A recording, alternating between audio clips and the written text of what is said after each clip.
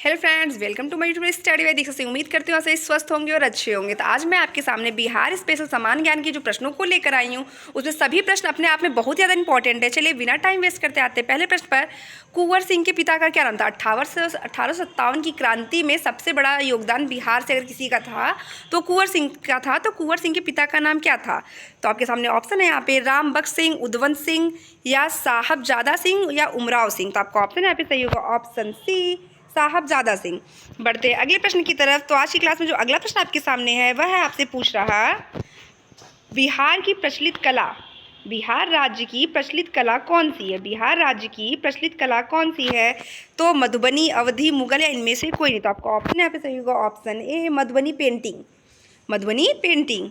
Next प्रश्न की तरफ बढ़ते हैं। बिहार का प्रसिद्ध पर्व, ये वेरी वेरी इंपॉर्टेंट प्रश्न है, आपसे पूछा रहा है बिहार का प्रसिद्ध पर्व क्या है? दुर्गा पूजा, बैसाखी, या छठ पूजा, इनमें से कोई नहीं। आपका ऑप्शन यहाँ पे सही होगा ऑप्शन सी, छठ पूजा। बढ़ते हैं अगले प्रश्न की तरफ। बिहार की पेंटिंग विधा कौन सी है? मधुबनी, मुगल, या पिछवई, श्रीरंगम। तो मधुबनी पेंटिंग, बिहार की जो पेंटिंग विधा है वो कौन सी है? तो आपका ऑप्शन यहाँ पे सही होगा ऑप्शन ए, मधुबनी। ये सूखे पत्ते और चावल को पीसकर बनाई जाती है। नेक्स्ट प्रश्न, सोनपुर मेला को क्या कहते हैं? सोनपुर मेला को क्या कहते हैं? तो आपके सामने ऑप्शन है, हरिहर क्षेत्र मेला, जानकी नवमी मेला, सोराठ मेला, या वैशाली मेला। तो सोनपुर बिहार में पशुओं का सबसे बड़ा मेला सोनपुर बिहार में लगता है, तो उसको अन्य किस और नाम से जाना जाता है मेले को? तो आपका ऑप्शन यहाँ पे सही होगा ऑप्शन ए, हरिहर क्षेत्र मेला। बढ़ते हैं अगले प्रश्न की तरफ। बिहार का अद्वितीय त्यौहार क्या है? बिहार का अद्वितीय त्यौहार क्या है? दीपावली, छठ, विनायक चतुर्थी, या बिहू। तो बिहार का अद्वितीय जो वो त्यौहार है कौन सा है? आपका ऑप्शन डी यहाँ पे सही होगा, वह है आपका बिहू। सबसे बड़ा पर्व क्या पूछे तो छठ, और अद्वितीय पूछे तो बिहू। बढ़ते हैं अगले प्रश्न की तरफ। निम्नलिखित में से कौन बिहार का लोक नृत्य है? छाली, गरबा, कर्मा, या जट जटनी। छाली, गरबा, कर्मा, या जट जटनी। तो मोस्ट इंपॉर्टेंट प्रश्न बिहार की लोक नृत्य की बात की जाए तो मोस्ट इंपॉर्टेंट प्रश्न आपका ऑप्शन ऐसे होगा ऑप्शन डी, जट जटनी। तो कौन सी चित्रकला विधि प्रसिद्ध है? तो वह है आपकी मधुबनी। बिहार का लोक नृत्य क्या है? तो जट जटनी। इस दोनों क्वेश्चन को आप बहुत ध्यान से जो है पढ़िएगा। पद्मश्री सीता देवी किसकी प्रसिद्ध हस्ती थी? पद्मश्री सीता देवी किस चीज़ की प्रसिद्ध हस्ती थी? शास्त्रीय नृत्य, मधुबनी पेंटिंग, मैथिली सिनेमा, या भोजपुरी सिनेमा। आपका ऑप्शन यहाँ पे सही होगा ऑप्शन बी, मधुबनी पेंटिंग। बढ़ते अगले प्रश्न की तरफ। अगला प्रश्न आपकी स्क्रीन पे है, नौ नालंदा महाविहार किसके लिए विख्यात है? महावीर स्वामी का जन्म स्थान है, संग्रहालय है, पीली अनुसंधान संस्थान है, या हेनसांग स्मारक। तो नौ नालंदा महाविहार किसके लिए विख्यात है? तो ऑप्शन डी यहाँ पे, हेनसांग स्मारक के लिए प्रसिद्ध है। तो बढ़ते हैं अगले प्रश्न की तरफ। अगला प्रश्न आपकी स्क्रीन पर है, निम्नलिखित में से किस नगर में सूर्य मंदिर स्थित है? गया, रांची, देव, या बोध गया।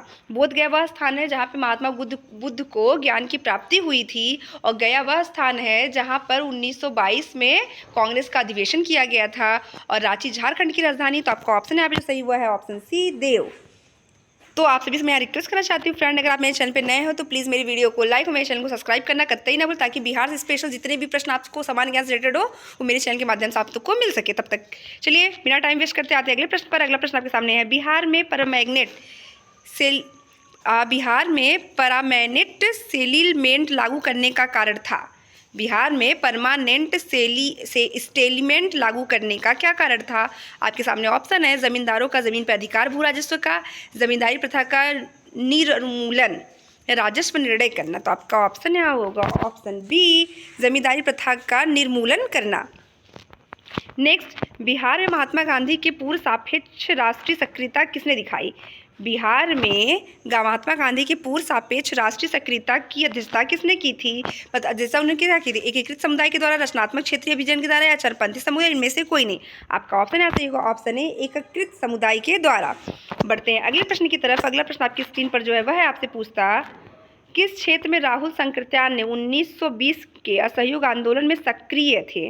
किस क्षेत्र से, बिहार के किस क्षेत्र से 1920 में राहुल संकृत्यान असहयोग आंदोलन में सक्रिय रूप से भागीदारी निभाई थी? तो आपका ऑप्शन यहाँ पे है, छपरा, पटना, लखनऊ, या दिल्ली। तो आपका ऑप्शन यहाँ पे सही होगा, क्योंकि आप बिहार से रिलेटेड पढ़ रहे हैं, तो आपका ऑप्शन यहाँ से ए सही होगा, छपरा से। बढ़ते अगले प्रश्न की तरफ। चंपारण नील आंदोलन के राष्ट्रीय नेता कौन थे? ध्यान दीजिएगा, चंपारण नील आंदोलन का तात्पर्य यहाँ से आपके नील की खेती पे 3 कठिया जो उन्होंने लगाया था, तो ये चंपारण जो है सबसे पहले गांधी जी द्वारा शुरुआत की गई, ये सर्वप्रथम गांधी जी द्वारा जो ये आंदोलन की शुरुआत की थी उसमें सबसे पहला आंदोलन यही था, चंपारण नील आंदोलन।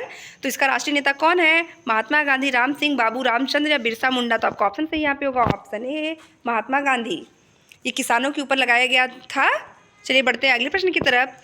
हजारीबाग में बिहारी स्टूडेंट्स कॉन्फ्रेंस का 16वां अधिवेशन हुआ। हजारीबाग में बिहारी स्टूडेंट्स कॉन्फ्रेंस का 16वां अधिवेशन किस सन में हुआ था? आपके सामने ऑप्शन है 1921, 1922, 1923, 1925। तो 1921 में, 1922 में जो आपके गोरखपुर, उत्तर प्रदेश के गोरखपुर जिले में चौरी चौरा कांड हुआ था, और 1925 में जो है कानपुर का अधिवेशन हुआ था। तो आज की क्लास में बस इतना ही। मिलते हैं ऐसे लेटेस्ट प्रश्नों के साथ आपसे अगली क्लास। तब तक के लिए धन्यवाद।